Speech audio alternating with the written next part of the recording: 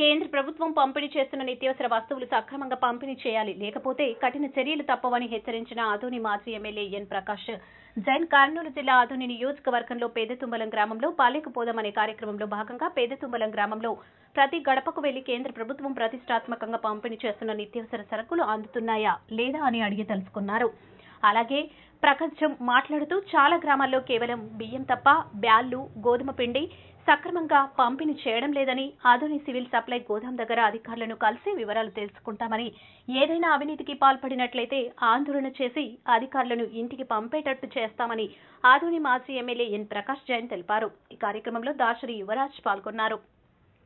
దీని విషయంలో కూడా అప్లికేషన్ ఆన్లైన్లో చేసుకునేవారికి ఇది కూడా ఈ పథకాన్ని వస్తుంది. అలాగే ప్రతి నెల వీళ్ళకు ఉచితంగా బియ్యం కూడా ఇవ్వమని చెప్పారు. అది వస్తుందా లేదని అడిగాము.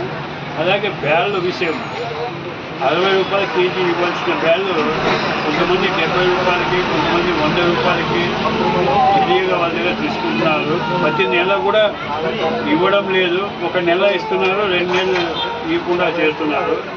అలాగే గోధుమ పిండి కూడా 27 రూపాయలు 50 పైసలు ఇవ్వాలని, కానీ ఈ ప్రాంతంలో ఎక్కడ అడిగినా కూడా మనకు గోధుమ పిండి రాలేదు అని చెప్తున్నారు. మరి ఈ విషయాన్ని మేము ఆదోని సివిల్ సప్లై డిపార్ట్మెంట్లో విచారిస్తాం. మనకు వచ్చిన బ్యాళ్ళు ఏమైనా ఆ విషయం కూడా విచారిస్తాం.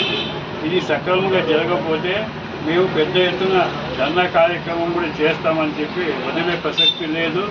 ఏ అవినీతి పరుడైనా అధికారులు వదిలే ప్రసక్తి లేదు. ఇది ఇచ్చే తీరాలి. ఇవ్వకుంటే మాత్రం మేము దీనిపైన పెద్ద ఎత్తున కార్యక్రమం చేస్తాం. తర్వాత ప్రతి పాయింట్ కాడ రిజిస్టర్ బుక్లో వచ్చింది ఎంత, పోయింది ఎంత, అది కూడా మేము పోయి చూస్తాం.